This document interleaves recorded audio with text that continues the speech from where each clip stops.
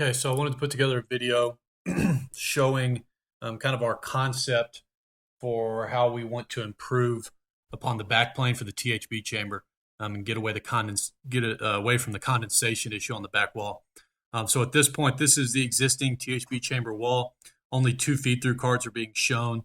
This is just for the sake of my CAD program and just not making the file too large, making it to where I can still maneuver within the program. So this is the current setup. This wall is a little over an inch back, kind of recessed in the back wall, so it is out of the airflow of the chamber, which is hurting its ability to heat up, as well as this plate right here and the plate behind it are an 1/8 inch thick, so around 0.12 inches thick, while the walls of the chamber, although the same material, they are about half that thickness, so they are heating up faster while these are taking longer to heat up. Essentially just walking through a concept here of what we would like to do on the next build to fix this. And so the first thing we talked about doing is we're really going to add a kind of a controlled envelope where the bib is going to plug in, that's going to be filled with CDA in a controlled temperature area. And so the first step to that is going to be something along the lines of these C channels. Now, none of these are finalized. Like I said, this is all conceptual.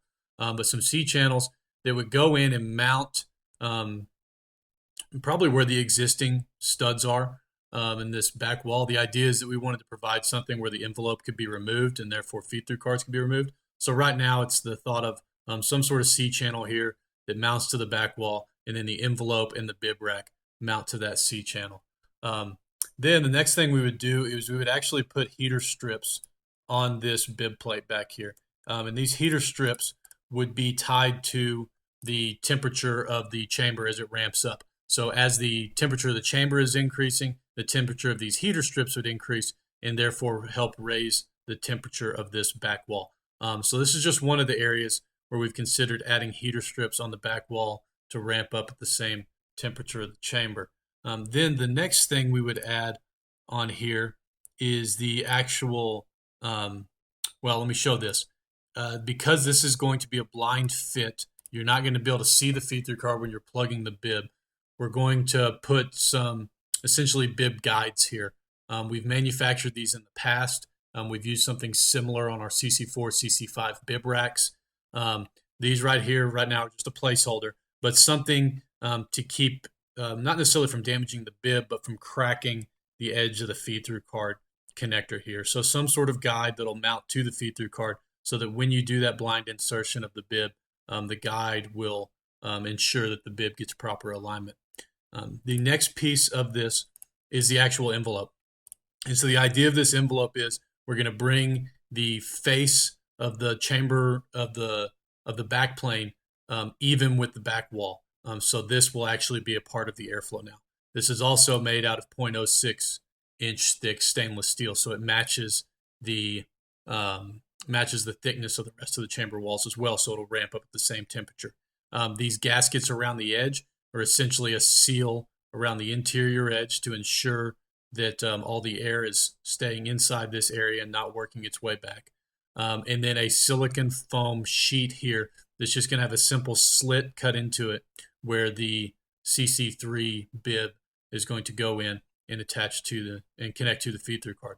The thing that will be taking place in this area as well is there will be heater strips on the back side of this envelope, and CDA will be purged into this area. So the idea is creating just a really controlled environment in here where you've got a dry environment. None of the humidity from the chamber is seeping into here, and therefore we're not developing any moisture on the feed-through cards and not having any of the shorting issues. It's a concept similar to the way we set up the CC4, CC5 chambers with the board that goes through into a CDA controlled area. And so that's what this envelope is here. Now, in order to do this, there is going to have to be some modifications to the CC3 bib. These aren't huge, significant modifications. What it really looks like is you're pulling off the card edge protector on the front, you're pulling off the guide rails here, and you're shortening this rail. And so by doing that, what we end up with is going through the wall, all we have is PCB. And so that is all we have. We just cut a slit here the thickness of the PCB is all that's going through that silicon foam there, so it ensures a better seal so that we're not getting moisture back into this area. Now, on the current CC3 bib, these holes right here are a pretty good indicator.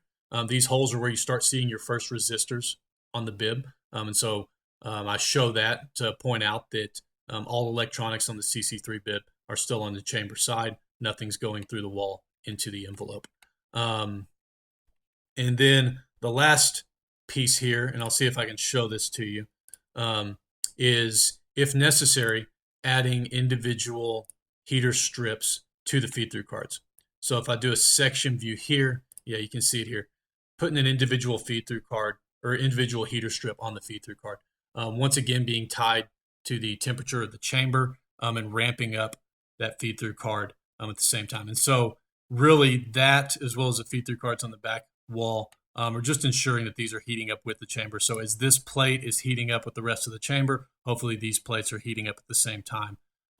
We shouldn't have any humidity coming into here. We shouldn't have any moisture coming into here because of our seal here. But if there were any moisture, by keeping these at the same temperature, at least we wouldn't be forming the condensation on the back wall in the same way in which we're seeing on the interior of the chamber.